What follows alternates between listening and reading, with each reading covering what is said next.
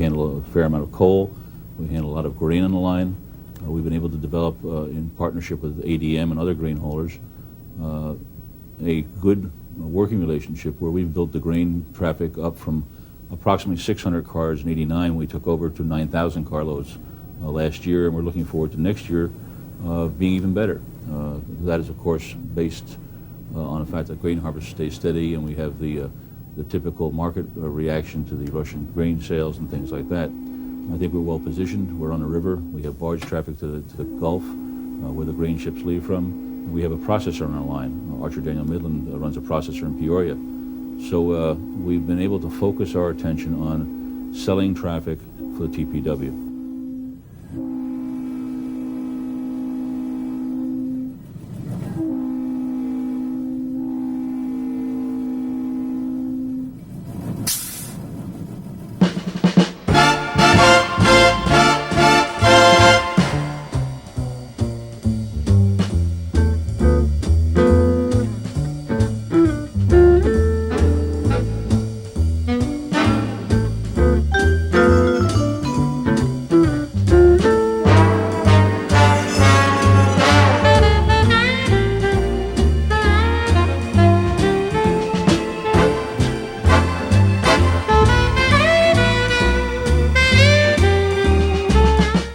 In 1837, the Illinois legislature appropriated money for what was to become the TP&W Railroad. The railroad was first chartered as the Toledo, Peoria, and Warsaw Railroad. One of the first locomotives on the line was a 440 manufactured by Latham and O.M. Works. A number of twin-stack engines made their appearance early on. This was the first number 3. Number 6, another twin-stack, was also purchased early on. This Rogers-built 280 was the second number 7. And here's number 7 once more, but ready for the scrapper. The first number 5, a 440, was built with 60-inch drivers. The railroad built quite a number of stations along the line over the years. But this one at Chatsworth brings back memories of one of the worst railroad wrecks in the United States. He said he put out the fire, but some of his section men said he didn't. I suppose he perhaps did what he usually did. Put 2 or 3 shovels of dirt on it and expect that to take care of it. It would have ordinarily, but the wind came up that night and blew sparks and set weeds afire, and they burned over and burned under the underpinnings of the bridge, and the whole thing was just ready to collapse. The first engine made it across by momentum. Second engine went down and turned over, and the engineer was killed. In fact, the railroad was driven into bankruptcy. The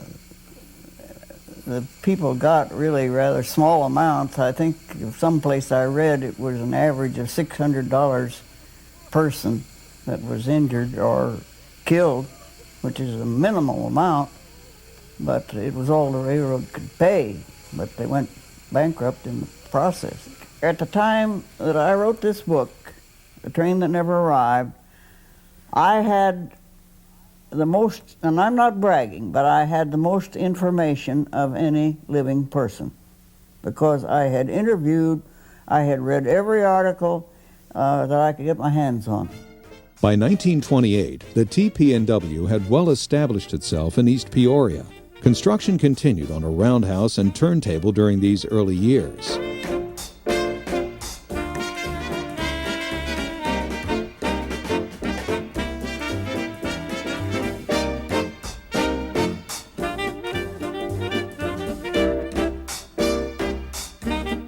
Watseka, Illinois, was a bustling metropolis, and the town provided good revenue from farmers to the TP&W. The Fulton County Narrow Gauge Railroad crossed the TP&W here. Note the stub switch.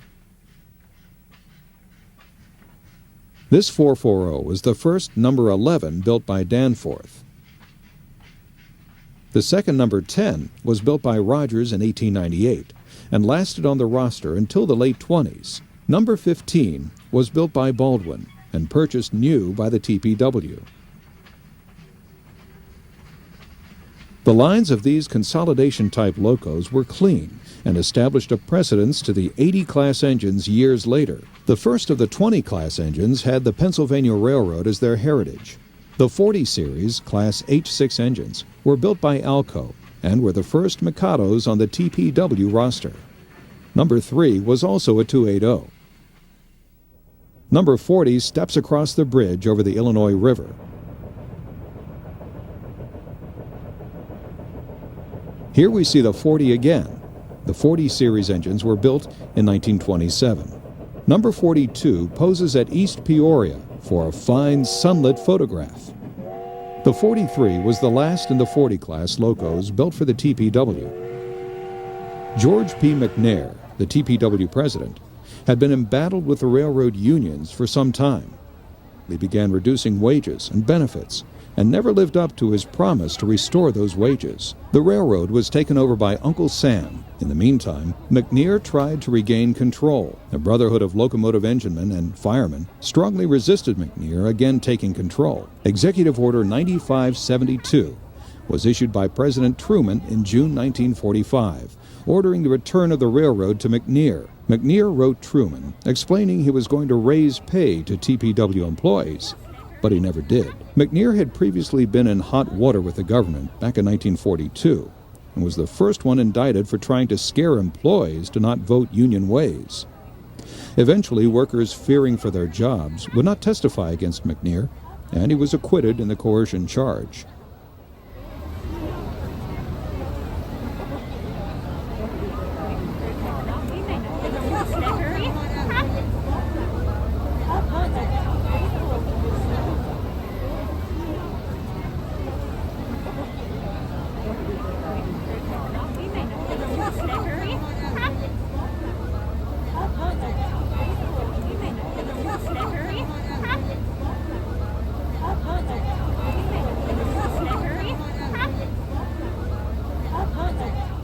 The railroad issued a statement regarding compliance with the new government laws in 1945, but the unions were not impressed, and McNair began hiring armed guards to allow continuation of railroad operation. Killings began as far back as 1941, and considerable destruction and derailments also came about during this violent period. Residents of the area began complaining of the armed camp in their area. On February 6, 1946, 2 pickets were killed and 3 wounded. An armed train passed through Gridley, and shots were fired into the pickets. 4 guards were arrested, placed on trial, and released. There were never any indictments. Here, 2 employees posed by a strike shack next to bullet holes, shown by the arrow. It was said that 25 to 30 guns were taken from the armored train at Gridley. The armored train included a locomotive, cars, and caboose fitted with bulletproof steel. Remnants of the bulletproofing still remained years later. The thickness of the steel offered proof that these were no games being played with small arms fire. McNair rubbed more salt in the wounds of union leaders with his articles on feather bedding on the railroads, and the strike went on. Pickets were a frequent sight along the railroad, and this group stood in the freezing weather, resolved to stand up to McNair. Undaunted by the unions, McNair himself switched cars on the line and made sure the newspapers caught account of his actions. No matter where one looked, the evidence of the strike was everywhere. But little or no freight was being picked up. Union men would not load or unload cars on the TP&W. More bullet holes. These in the car of Irwin Passion, a troublemaker at Union Station and the East Peoria yards. Strikers appeared in all kinds of garb, including suits, ties, and hats. This cartoon depicted Uncle Sam's willingness to run the railroad without McNair. Harry Truman went on national radio to end the strike on the TP&W and other roads. And as he was giving his speech, he was handed a note stating the strike had been settled. And the 20 different railroad unions. I've been doing the same with respect to the pending labor dispute in the coal mine.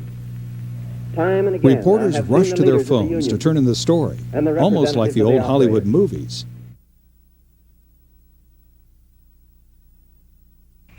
But time had run out for McNair, and on March 10, 1947, at 10:40 p.m., while taking his nightly walk, McNear was shot to death near his home on Moss Avenue in Peoria.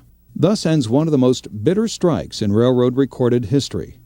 McNear was known for some fine innovations in locomotives. John Buckingham tells us about those beautiful Northerns.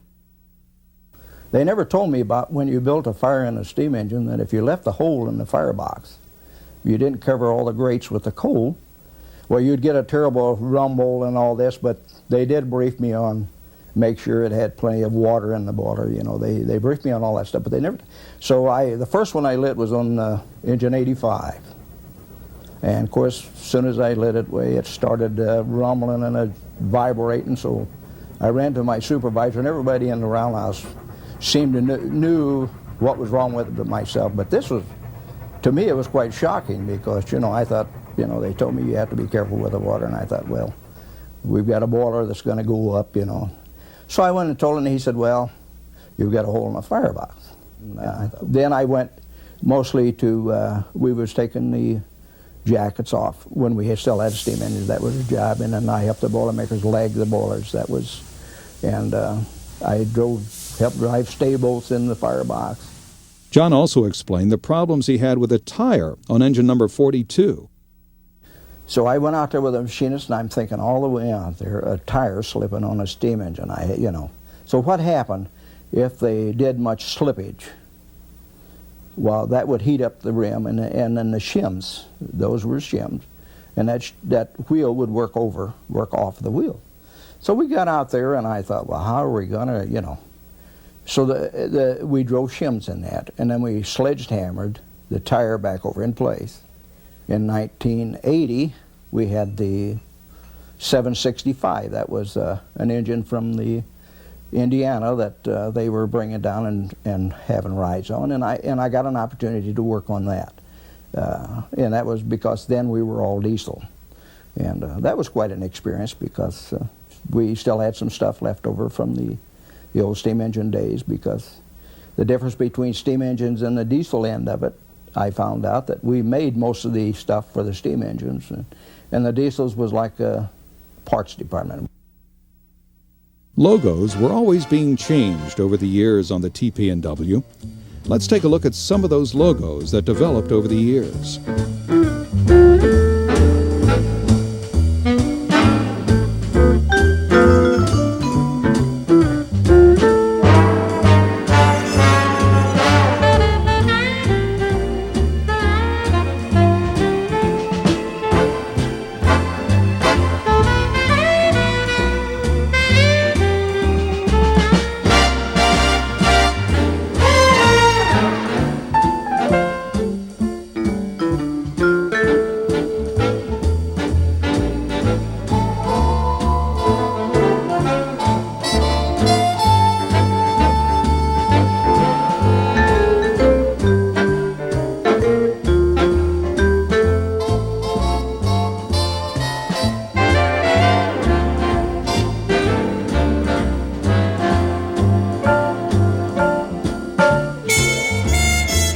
My memories first was of the steam engine. Everything was steam in 1947. Was as a telegraph operator at weighing about 135 pounds and only 5'7", standing up at a mark on a platform, holding a train order fork in the air, passing on messages to a speeding steam engine as they went by.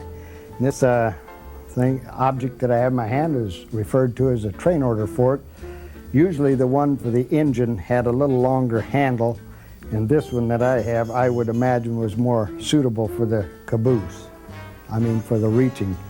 It was really very simple, but the device worked so well and was almost flawless. The bamboo sticks in here allowed for the spring action, and the string that was put in here was tied in a certain way. The messages, we had a slip knot that would open like this. The messages, train orders would be put in here, and then this would be pulled down on them. And then, of course, when the train came, especially if you were at an outlying station, they didn't stop. The through trains kept right on coming through. And before we got train order racks where these were put into a stationary rack that held them, why, that was just you and the train and the elements out there. You're always concerned of coal or something falling off of those engines. But these 80 class engines, they were a beautiful engine, and the horn that was on that was a deep, mellow sound. And when you heard the old 80, you could hear it crying across the prairie at night, and that sound seemed to have kind of a magnetism that just held you because it was such a mellow, deep, warm sound. So while the railroad, the steam engine was really, still is, holds a lot of awe for the young people that have never seen a steam engine, a big steam engine run. They're almost scary the first few times you see them come steaming and huffing through. The diesels started to coming out around in '49, that the TP&W was starting to get a mix of diesel. The diesel did have an awful lot of advantage. The track didn't have to be maintained near as good as with the steam. The steam engine, the track had to be in good shape. Marilyn Clark Paxson is the daughter of Leo Clark. Leo Clark's life was written up in local newspapers, and Mrs. Paxson tells us a bit about how Leo became so well known and liked. My dad was 16 when he quit going to high school. His grandfather had gotten him a job on the Wabash, a summer job was supposed to be. But then he was offered a job as a fireman, and he decided not to return to that last year of school. He found that after 2 years, he could be transferred to the TP&W and be an engineer. So at 21, he was the youngest engineer in the United States. Dad was a freight engineer most of his life. He said he didn't like the responsibility of passengers, always afraid something would happen. I believe it's true that he never did. He might have been in accidents, but he never did kill anybody. From an early age, he always said 10 years old, Dad loved to take pictures. He actually took his camera on the engine, and I'm told has the largest collection of pictures of the TP&W equipment of anyone in the country. In '49, the TP&W bought new diesel engines. Dad was proud that he was the only engineer that only needed one trip with the instructor before he'd mastered it. The diesels did improve the service and the conditions the men worked under.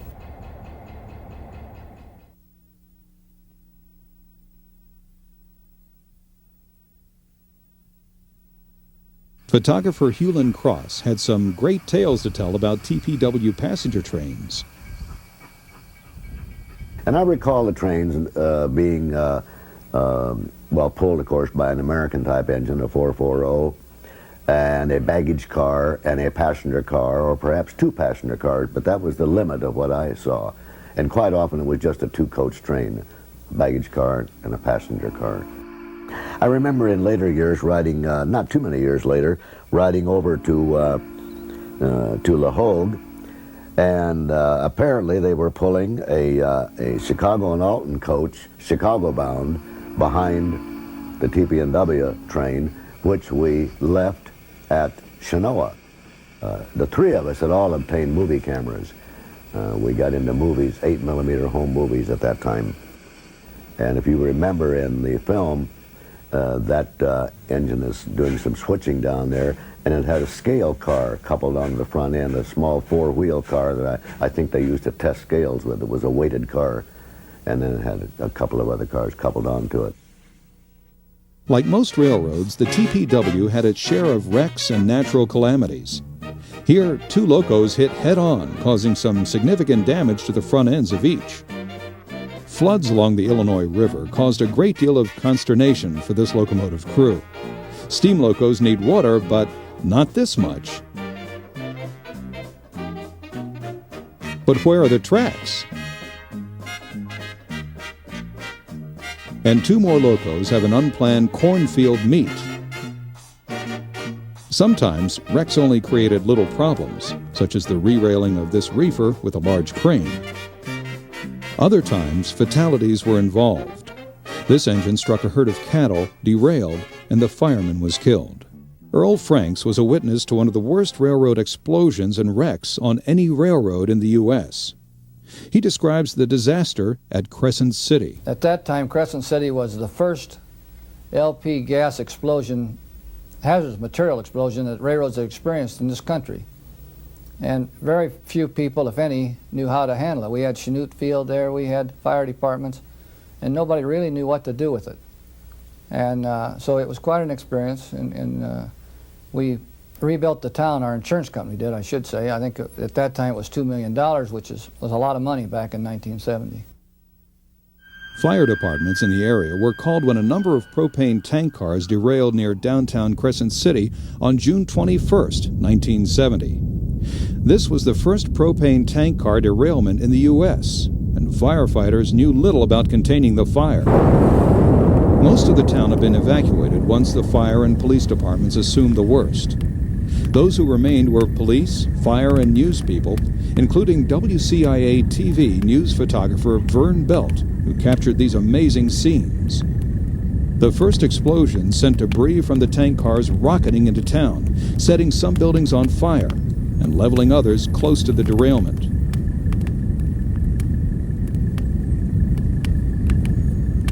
Huge sections of tank cars were sent hundreds of feet into the town.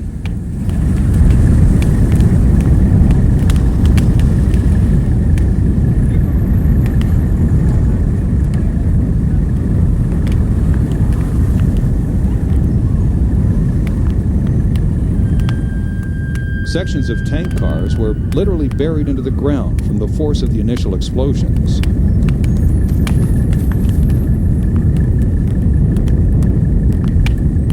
And more of the town is set on fire.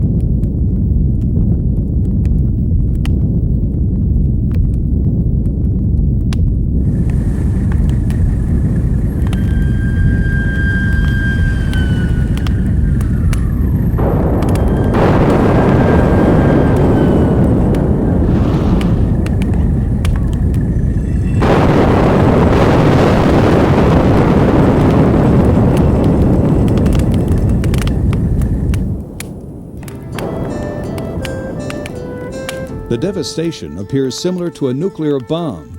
Most of the downtown area of Crescent City was leveled.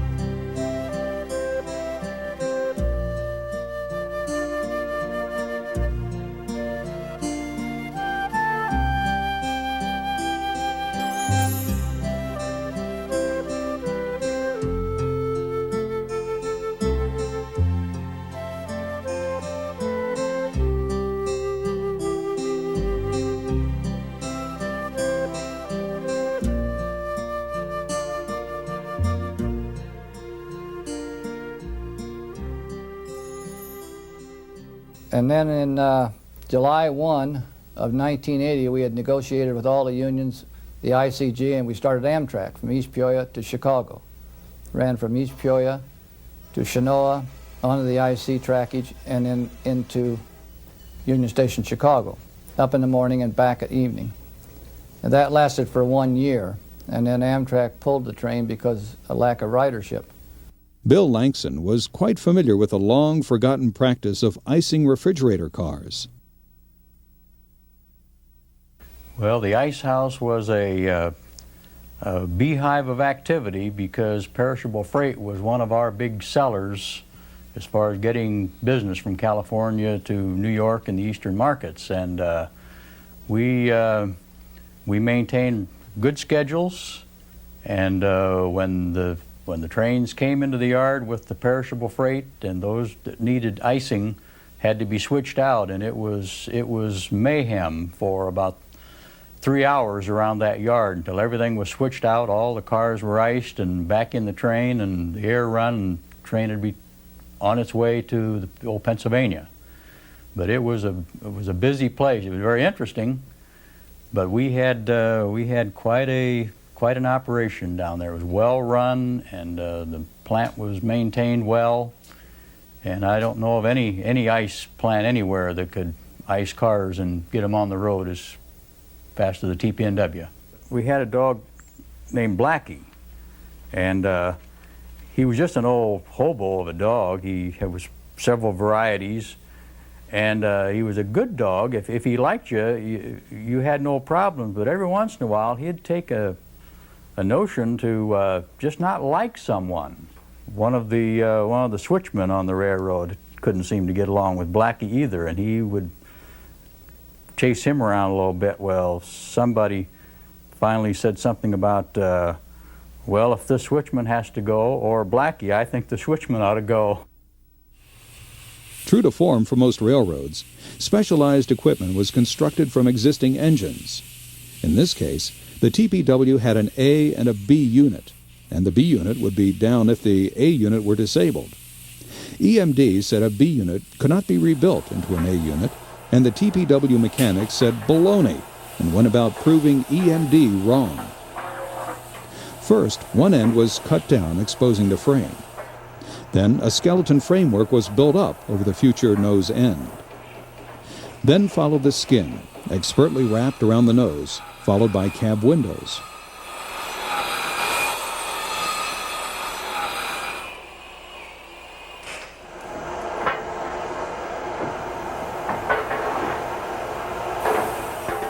Finally, the diesel engine itself was rebuilt, all in the TP&W shops. Robert McMillan became president of the TP&W in 1977 and faced the daunting task of reversing declining traffic. You know, I came down from the Santa Fe in the fall of 1977 to be president when Charlie Pattison retired. And I told my wife before we left Chicago that from everything I could see, I was going to be the last president. Bob McMillan also discussed the deteriorating track and the loss of the Illinois River Bridge. We also had a barge strike the Illinois River Bridge in 1970 and knocked it out of service. And our freight trains have been detouring ever since that time. Now, I say 1970. They've been detouring over the P&PU because of the inoperable bridge. We look very closely at the economies of restoring that bridge to service. It was a swing span, as you'll recall. And we had bridge tenders around the clock down there.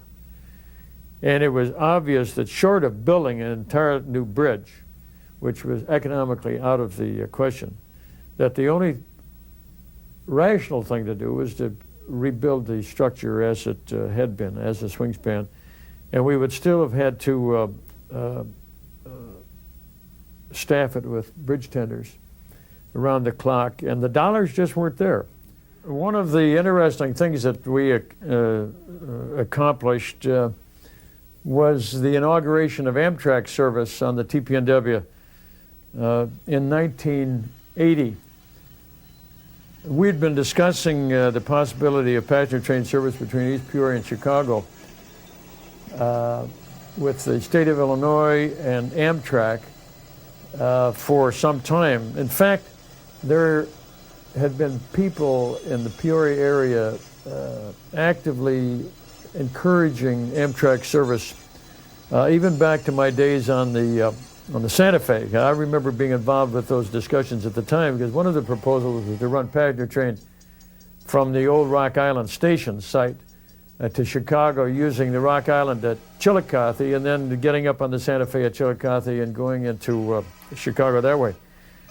But that wasn't feasible. The 18 miles on the Rock Island between between Peoria and Chillicothe were in deplorable condition, and the Rock Island wasn't enthusiastic about the project. They wanted, as I recall, some $18 million to rehabilitate the line.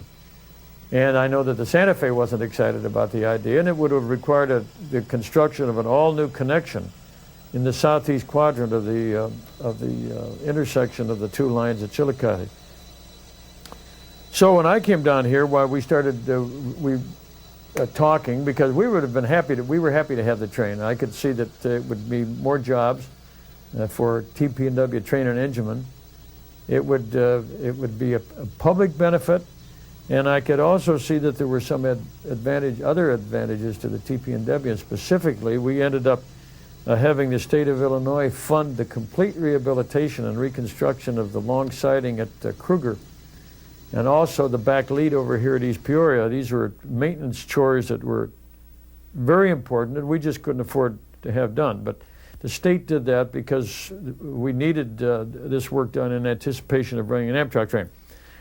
Well, we were able to work out the details with the state and with Amtrak and with the Illinois Central Gulf, the line from Chenoa to Chicago, so that service was inaugurated in August of 1980 with the understanding that on the part of the state of Illinois that it would be a use it or lose it proposition. But nevertheless, we ran that train for 14 months. The patronage never got to the level it was supposed to. But I'll say one thing, our train and engine crews did a excellent job. This is what the chart was that I used to keep in my office, Tom, and that merely was a chart showing the average number of overhead or intermediate traffic that I was talking to you about, one railroad to another per month. 1962, it was running 5,500 carloads a month, and you see, year by year, it went down. Here in 1977, it was down here less than 3,000 carloads a month. It was 2,400 carloads in 78 per month, 2,500 in 79, 2,380. 1981 is when the Logansport was closed to through rates and routes. It was 1,600 cars. In 1982, it was 500 cars, and in 1983, it was 161 cars. That was the effect of the Staggers Act, and that's what caused the Santa Fe to decide to merge the two railroads. We were losing money month after month after month. We reduced as far as we could. And I refuse to stop putting in ties and renewing rail where it has to be done, because then you start having, you get caught in a downward spiral. Once you stop putting ties in, you start having derailments, and when you start having derailments, your customers start going away, and your expenses build up, and people get hurt, and it's. We did what we could to keep going, and we just couldn't cut enough. As the TP&W moved into the diesel age, they acquired quite a number of new locomotives and were particularly proud of the new F units. The railroad also began some mainline surgery by rebuilding the Route 24 underpass in East Peoria. The old viaduct at Washington, Illinois was long a traffic bottleneck, and the bridge was rebuilt over Peoria Street to allow more free auto traffic movement. By the late 40s, engine number 81 graced the viaduct over Route 24.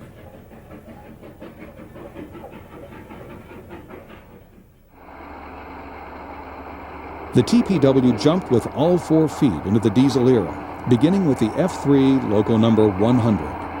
And here's the finished converted B unit, number 101. The first general-purpose freight diesels were GP7s, and numbers 102 through 103 made up this series.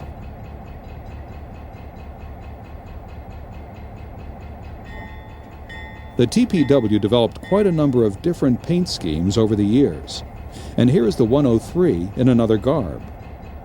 And we finally end up with a color shot of the 103. Engines 200 through 206 were RS2s, delivered in 1948 and 49. In 1972, the TP&W purchased their only Alco RS3. The 300 series engines were built by both Lima and EMD. Then, in the late 50s, the 400 series went into service. These engines were Alco RS11s. This GP18 is the only engine in the 600 series. And the only engine in the 700 series is this GP30.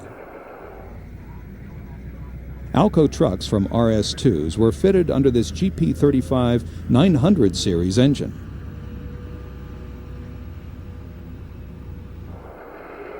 This GP40 was ex-EMD 21 and acquired by the TP&W in 1959. It is the only engine in the 1000 series. 11 GP38-2s are in service under the 2000 series. GP30 number 700 had the distinct honor of being dressed up for the bicentennial anniversary. Cabooses came in all kinds of flavors over the years, and we present just a few samples for your review. Note the Santa Fe effect on some.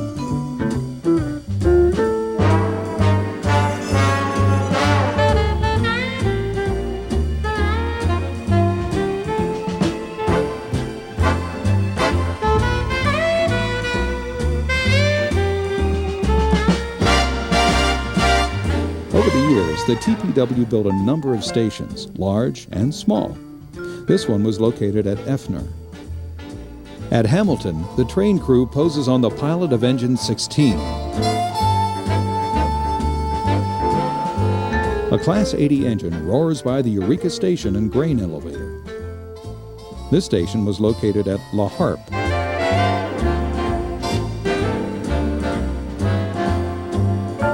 The Washington Station was built of sturdy brick and was one of the nicest stations on the TP&W. A quaint station sat at Bushnell.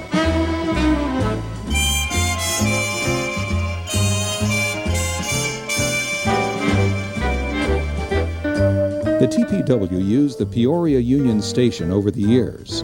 When Santa Fe trimmed branches in 1987, they sold the Peoria district of TP&W to the TP&W Acquisition Corporation.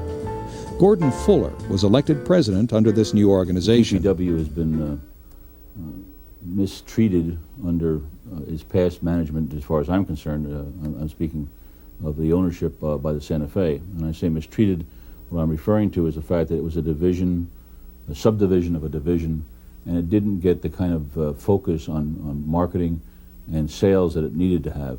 Unfortunately, the Santa Fe's vision was more toward the west rather than toward the Midwest, where TP&W's focal point is. The TP&W is really two railroads in one. It's an intermodal railroad that looks west for its intermodal traffic base, and it's an eastern railroad for most of the rest of its traffic. We handle a fair amount of coal. We handle a lot of grain on the line.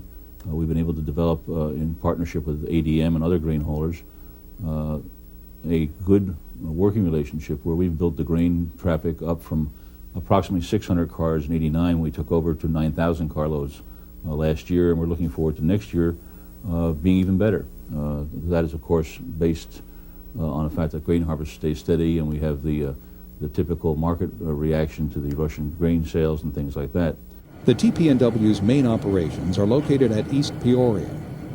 Here one will find a variety of diesels, switching, and maintenance, so common to any large railroad yard.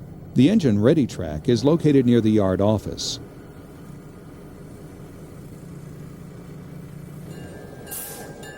A turntable still exists in the yard and is used mainly to arrange engines in the proper direction.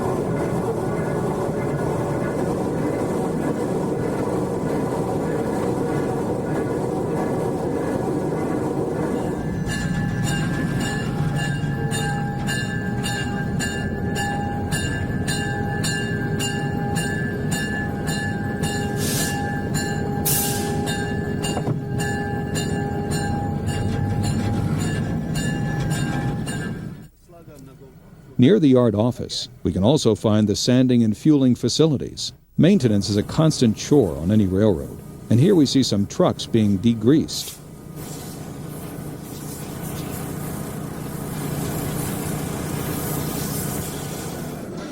The TP&W also replaces their traction motors and wheels.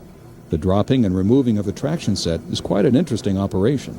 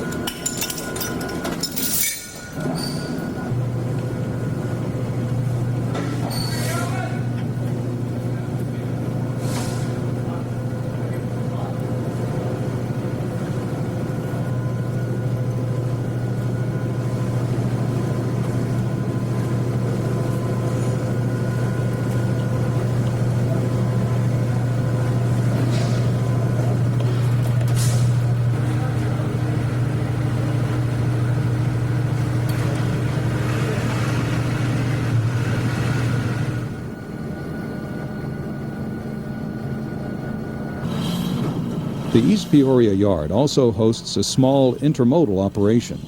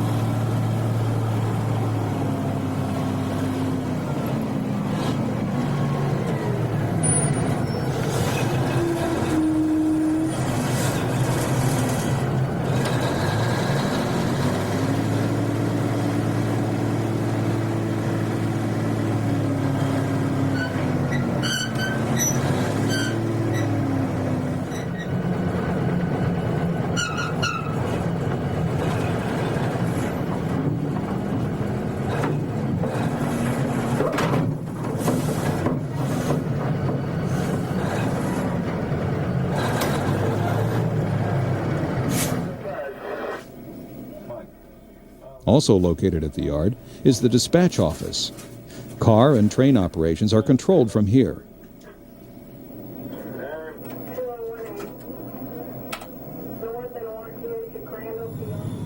Many train operations are at night, and as a result, nighttime yard activity is always a bustling affair.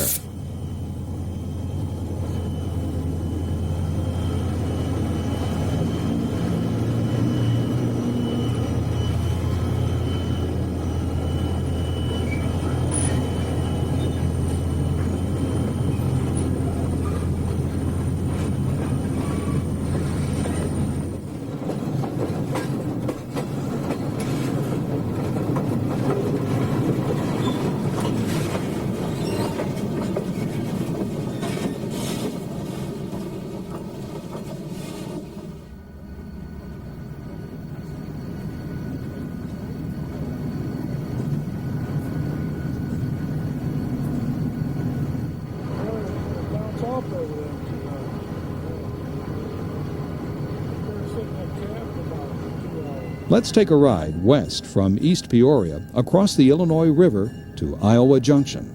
The hostler will bring the engine up for the mainline crew, and soon we'll be on our way.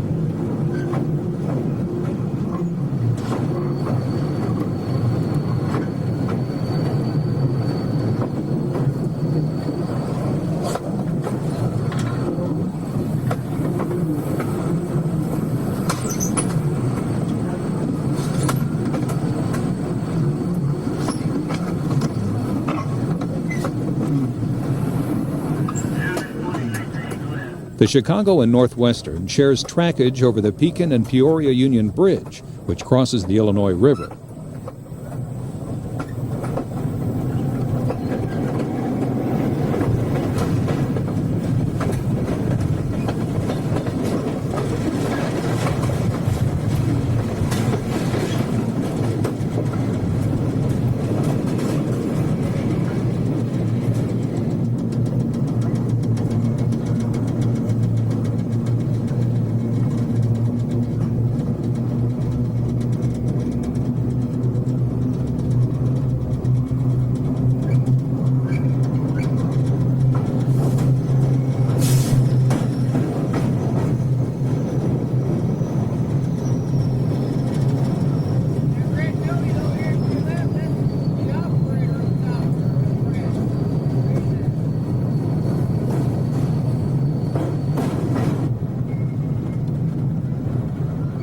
This is Iowa Junction.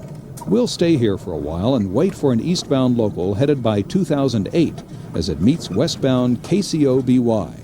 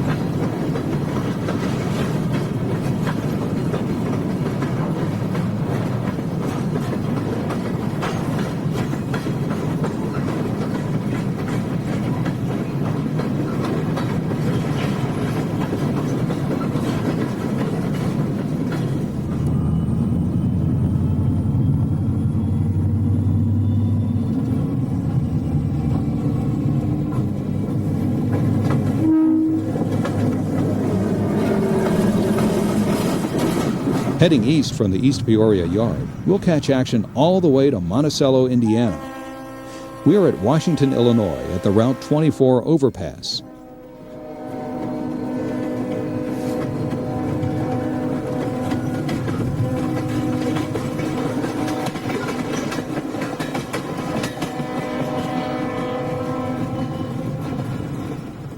At Kruger, an eastbound local switches some cars at the grain elevator.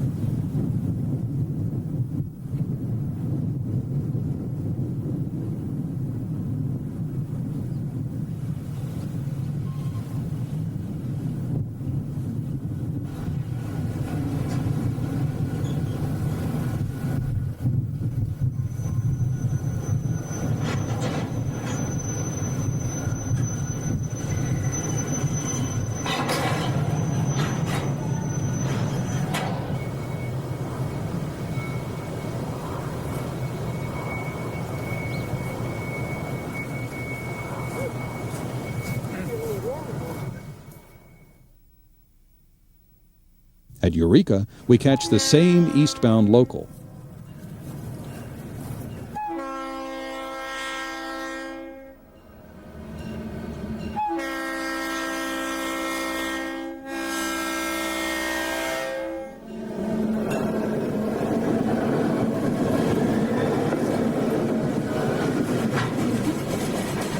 East of Eureka, a westbound coal train is making time toward East Peoria.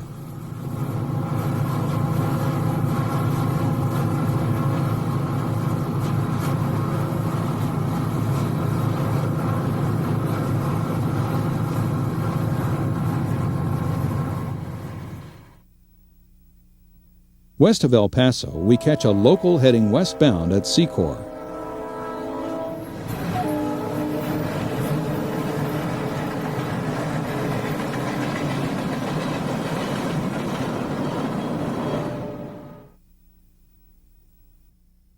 At El Paso, another westbound coal struggles through town.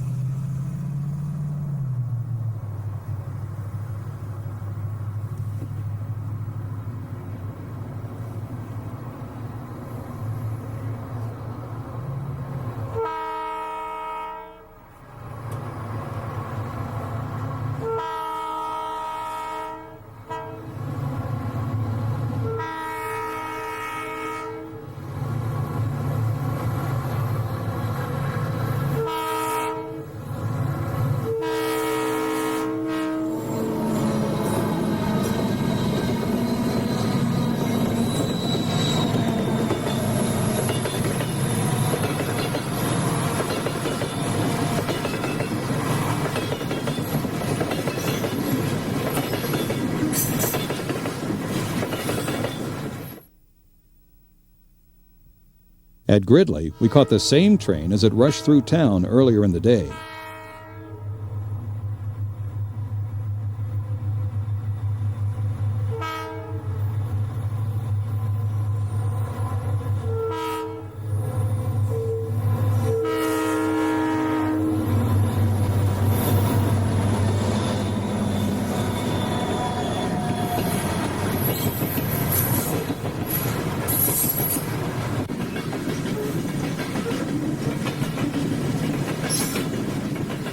The Southern Pacific crosses the TP&W at Chenoa. Here, our local passes the station at the junction.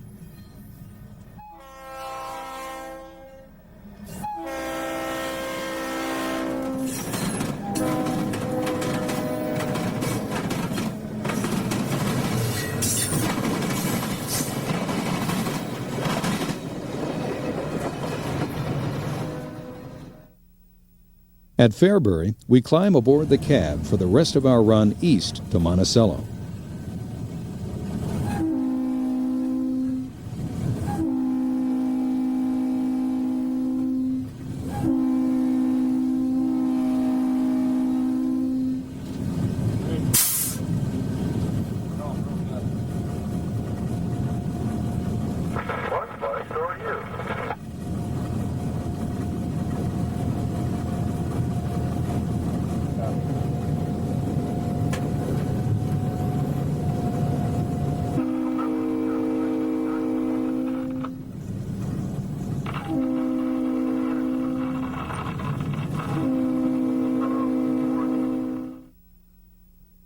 The Norfolk Southern crosses the TP&W east of Forest.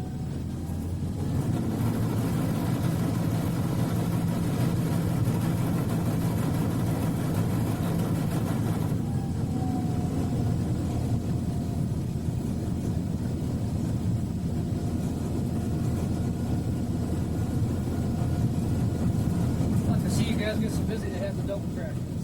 Huh? I'd like to see you guys get so busy with this intermodal stuff that they have to double track. Yeah. Get up to, what, 79 mile an hour standard? Really, that'd be nice to do.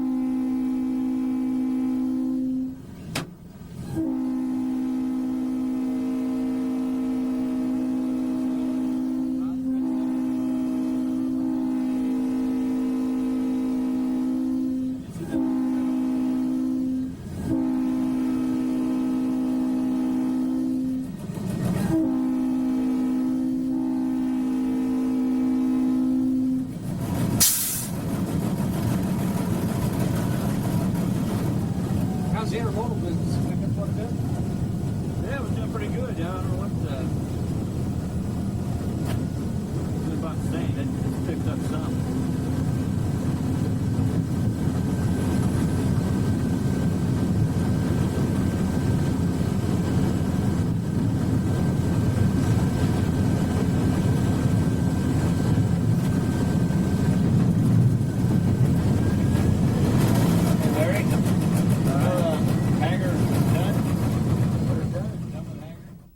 Chatsworth is the next town east.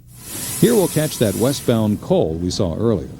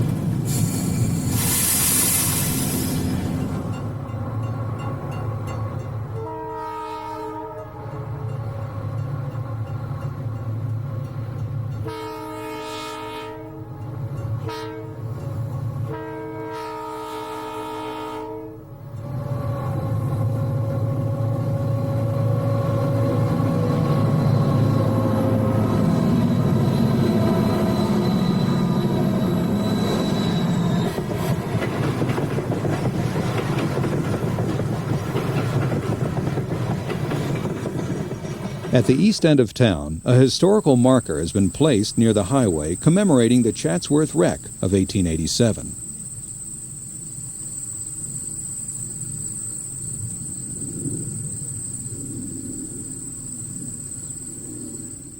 Our next town east is Piper City.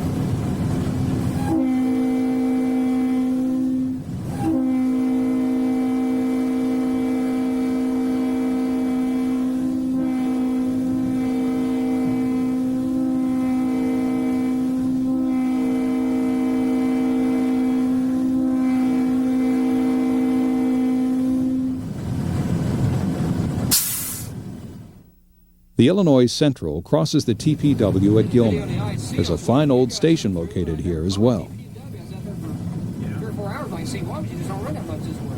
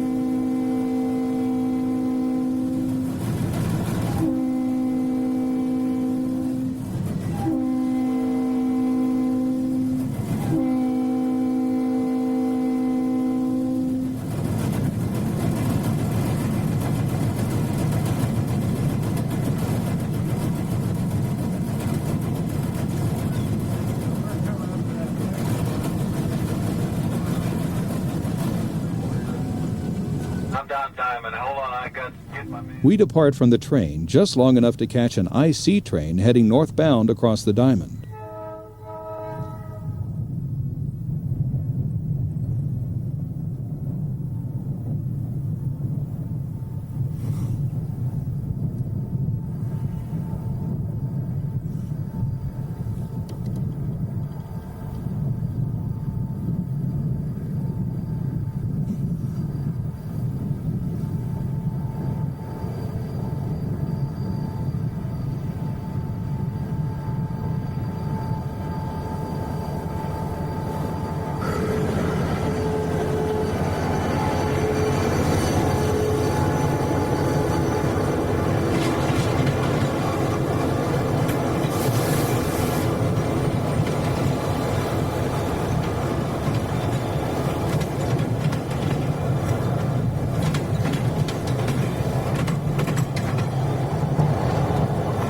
East of town, a TP&W caboose and the bell from engine 52 has been set up by Virgil Reeves on his farm adjacent to the tracks.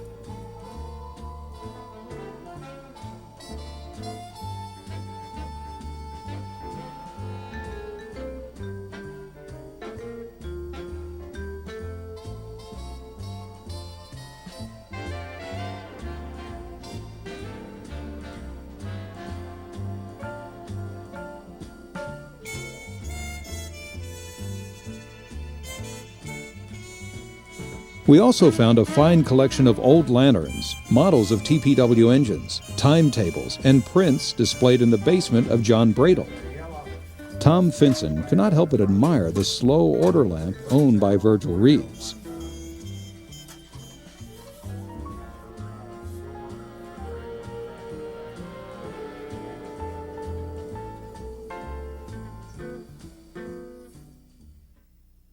We leave our local and jump over to the Hoosier Lift west of Reynolds.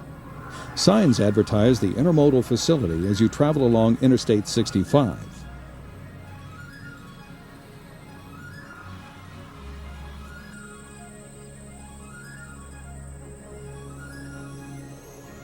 Hoosier Lift is small compared to huge facilities such as Santa Fe's Corwith Yard, but the activity is easier to watch and just as captivating. Typical action during both night and day includes loading and unloading trailers. Note the operator's dog helping out.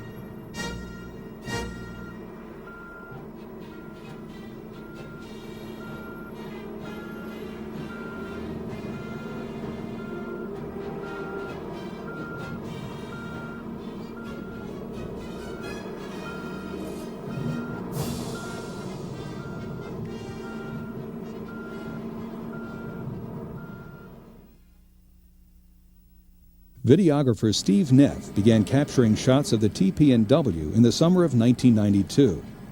During a beautiful summer day, he caught action at Monticello, Indiana, of a westbound local crossing the Indiana Bridge.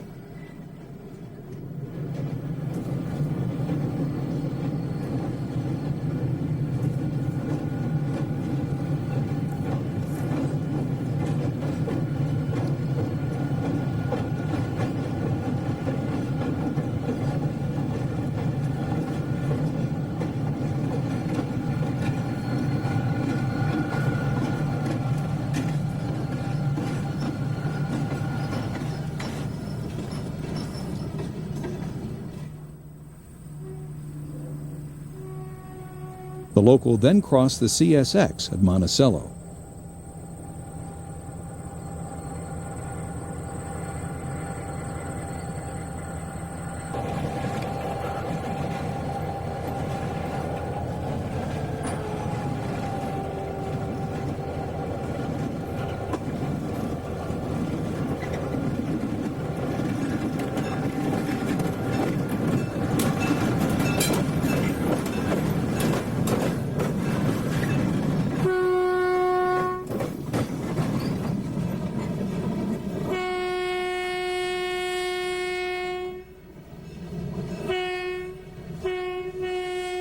And shortly, the local was again spotted at Reynolds crossing the Union Pacific.